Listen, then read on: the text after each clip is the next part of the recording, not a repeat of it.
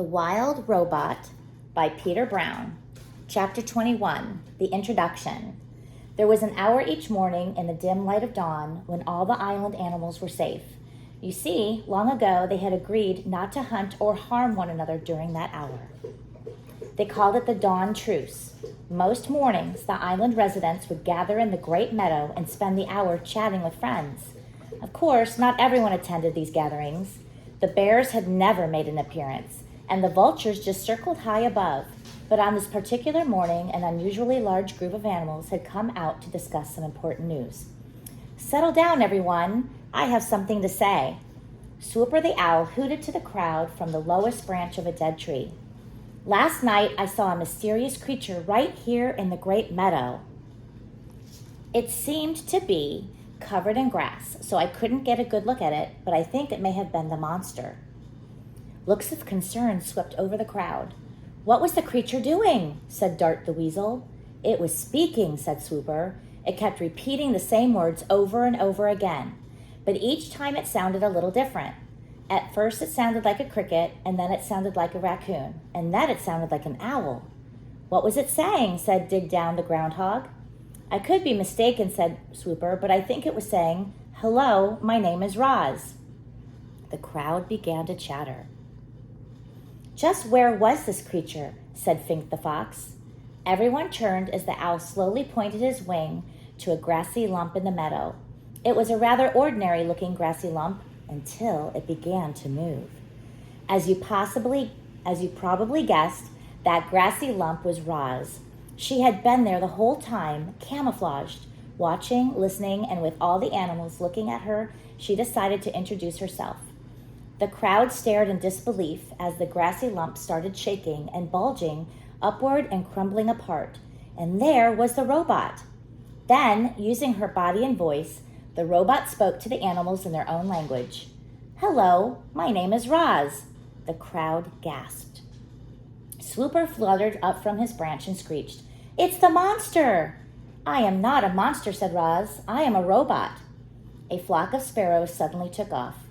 "Leave us alone," squeaked Dart as he crouched low in the grass. "Return to whatever horrible place you've come from." "I come from here," said Roz. "I have spent my whole life on this island." "Why haven't you spoken to us sooner?" screeched the owl from higher up in the tree. "I did not know the animal language until now," said the robot. Crown Point the buck had heard enough, and he slipped into the forest with his family. "So what do you want from us?" growled Fink. "I have observed that different animals have different ways of surviving," said the robot. "I would like each of you to teach me your survival techniques." "I'm not going to help you," screeched the owl from the very top of the tree. "You seem so unnatural." "The monster is just waiting to gobble us up," shrieked Dig Down, and the groundhog disappeared into a hole. "I will not gobble anyone up," said Roz. "I have no need for food." "You don't need food?" Fink relaxed a bit. "Well, I need food, and lots of it. Why don't you make yourself useful and find me some food?" "What would you like me to do?" said Roz. "Can you hunt?" The fox smiled at a hare on the far side of the gathering. "It's almost time for breakfast." "I cannot hunt, but I could gather berries." The fox's smile disappeared. "Berries? I'm hungry for meat, not berries." "Good luck to you, Roz. You're going to need it." And the fox trotted away. Roz looked up at the tree, but the owl had gone. And when the robot looked down again, she realized that everyone else had gone too. Chapter 22, The New Word. A new word was spreading across the island. The word was Roz. Everyone was talking about the robot, and they wanted nothing to do with her. "I don't think I'll ever feel comfortable knowing that Roz is on the prowl. I hope Roz camouflages herself as a rock forever." "Shh, there's Roz now. Let's get out of here." Roz wandered the island, covered in dirt and green growing things, and everywhere she went, she heard unfriendly words. The words would have made most creatures quite sad, but as you know, robots don't feel emotions, and in these moments, that was probably for the best. Chapter 23, The Wounded Fox. "My face, my beautiful face, somebody help." Fink the fox was laying on a log, howling in pain, with a face full of long, sharp quills, when Roz appeared. "Isn't there anybody else who can help?" "Would you like me to leave?" said the robot. "No, please don't go. I'll take what I can get." "What happened?" "I didn't think that porcupine could see me in the bushes, but when I went for his throat, suddenly there were quills in my face." "Why did you go for his throat?" "Well, why do you think?" "Because I was hungry." "If you had not attacked the porcupine, you would not have quills in your face." "Yes, Roz, I know that.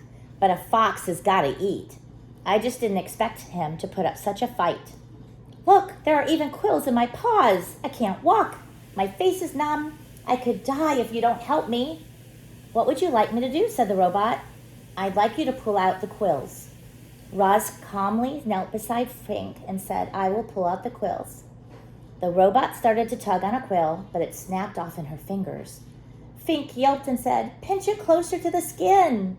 So Roz pinched the broken quill closer to the skin, and then very slowly she pulled it out.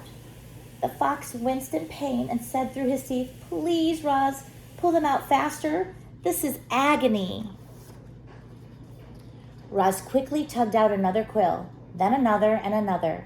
The fox lay perfectly still, eyes closed tightly, wind whistling through his nose, until every single quill had been removed and placed in a neat pile beside him. Fink struggled to his feet. "Thanks, Roz. I owe you one."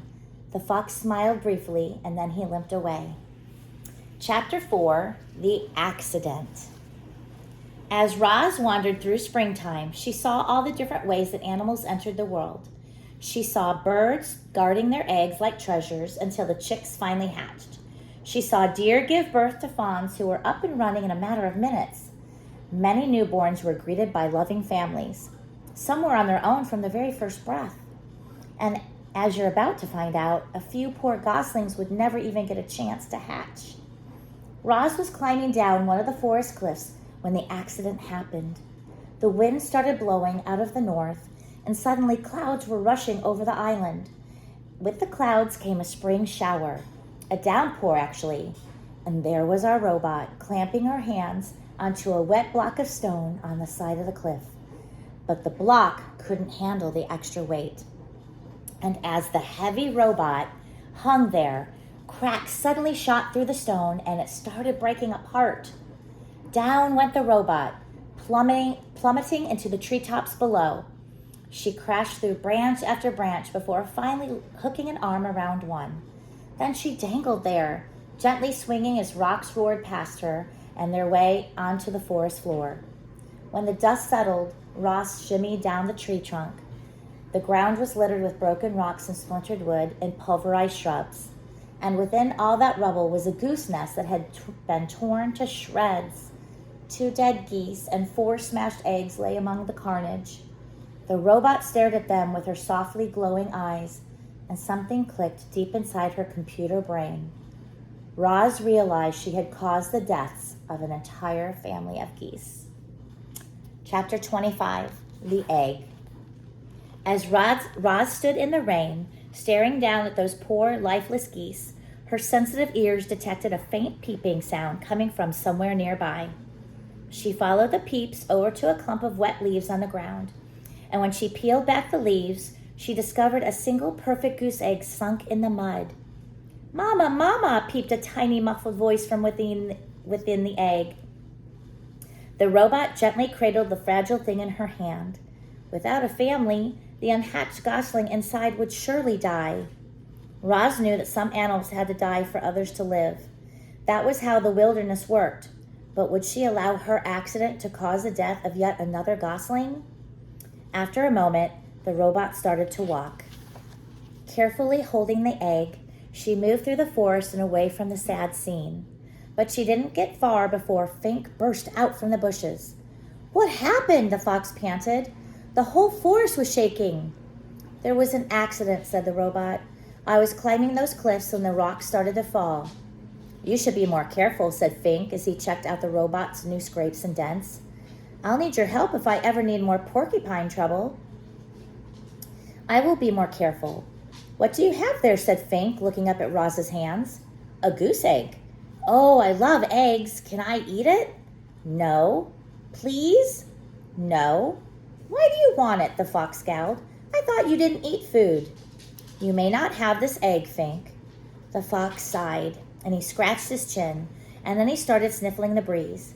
His nose had found the scent of the dead geese. His nose had found the scent of the dead geese.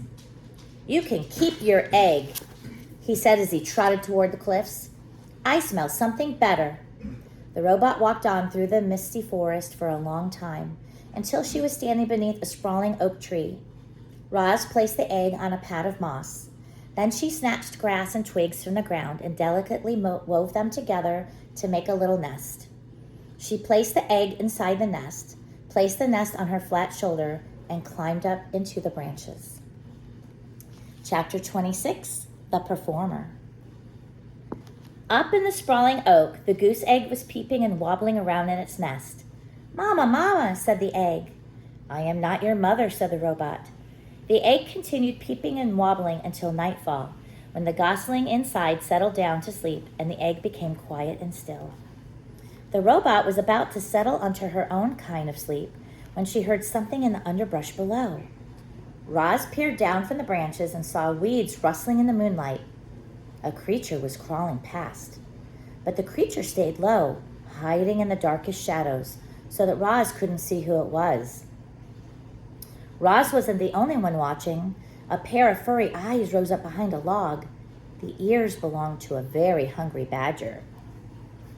He lay in wait as the shadowy creature came closer and closer, and when the time was right, the badger pounced. You might expect a creature under attack to run for her life or to defend herself, or at the very least to scream. But when the badger pounced, this creature just rolled onto her back, stuck out her tongue, and died. Not only was she dead, she was rotten, and the badger's face twisted with disgust. Blah! What a stench! He pawed at the stinky corpse a few times and then gave up. No thanks, he grumbled to himself. I'd rather eat beetles. And the badger hurried off to find a less disgusting meal. Had that mysterious creature been frightened to death? And how could her body possibly rot so quickly? Roz was confused. And the robot became considerably more confused an hour later when the dead creature's ears began to flicker, her nose began to twitch, and she rolled onto her feet and went on her way as if nothing had happened. The robot's voice called down from the tree, Are you alive or are you dead?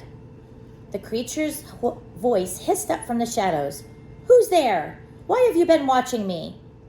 What you just did was unbelievable, said Roz. I could not look away. Unbelievable? Really? The creature's voice seemed to be softening. I thought perhaps I overdid it when I stuck out my tongue. I was certain you were dead. Oh, what a lovely thing to say. Were you dead? Well, of course not. Nobody can actually come back from the dead. It was just an act. I do not understand. It's simple. I knew that if I played dead and really laid it on thick, that the old badger would be so disgusted that he'd run off. And that is exactly what happened. We possums are natural performers, you know. Oh, so you are a possum. Roz's computer brain quickly retrieved any information it had on possums. You are a marsupial and are nocturnal and are known for mimicking the appearance and smell of dead animals when threatened. It's true, death scenes are my specialty, said the opossum, but I have a wide dramatic range, believe me. I believe you. Have you done any acting, said the opossum. I have not, said the robot. Well, you should. You might enjoy it. You can start by imagining the character you'd like to be. How do they move and speak? What are their hopes and fears? How do others react to them? Only when you truly understand a character can you become the character. The two odd creatures sat there, one at a tree, the other in the weeds, and talked about acting. The opossum went on and on about her various acting methods and her triumphant performances, and our robot absorbed every word. But why do you pretend to be something you are not, said the robot. Because it's fun, said the possum. And because it helps me survive, as you just saw. You never know, it might help you survive too. So the robot's computer brain was humming with activity. Performing could be a survival strategy. If the opossum could pretend to be dead, the robot could pretend to be alive. She could act less robotic and more natural. And if she could pretend to be friendly, she might make some friends, and they might help her live longer and better. Yes, this was an excellent plan. Roz wasted no time and spoke her next words in the friendliest voice she could muster. Madam Marsupial, it would be a great honor and absolute privilege if you would kindly inform me of your name. Roz's friendly demeanor needed some work, but it was a start. Yes, of course, said the opossum. My name is Pinktail. And you are? Leaves gently shook as Roz climbed down from the tree. It is a very lovely pleasure to make your acquaintance, my dear Pinktail. A moment later, the robot stepped into the moonlight. My name is Roz. Oh my, the opossum gasped. You are the monster. I am not a monster. I am a robot. I am harmless. Harmless? Really? Well, you do seem rather gentle. And I heard someone say that you don't eat any food at all, which makes no sense. But hopefully it means you won't eat me. I will not eat you, said the robot. I'm so glad to hear that, said the opossum. And a moment later, she too stepped into the moonlight. It's nice to meet you, Roz. A weak smile appeared on Pinktail's pointy face. Roz thought things were going really well, but she didn't know what to say next, and neither did Pinktail. So the two friendly creatures just stood there together and listened to the crickets for a while. Well, I should be on my way, said Pinktail at last. Have a nice evening, Roz. Have the nicest evening, Pinktail. I shall look forward to the pleasure of encountering you again in the future. Soon, I hope. Farewell. With that awkward goodbye, Pinktail slipped back into the weeds, and Roz climbed back into the tree. Chapter 27, The Gosling. Something was happening inside the goose egg.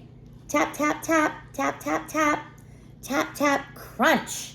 A tiny bill poked through the eggshell, peeped once, and then continued crunching away. The hole grew bigger and bigger, and then, like a robot breaking from a crate, the hatchling pulled himself out into the world. He lay quietly in his nest with his eyes closed, surrounded by chips of broken shell, and when his eyes slowly winked open, the very first thing he saw was the robot looking back. Mama, Mama, peeped the gosling. I am not your mother, said the robot. Mama, Mama. I am not your mother. Food, food. The gosling was hungry. Of course he was. So using her friendliest voice, Roz said, What would you like to eat, little darling? Food, was the only response. The hatchling was far too young to be helpful. Roz needed to find a grown goose. So she scooped up the nest with the gosling inside, placed it on her flat shoulder, and marched through the forest, searching for geese.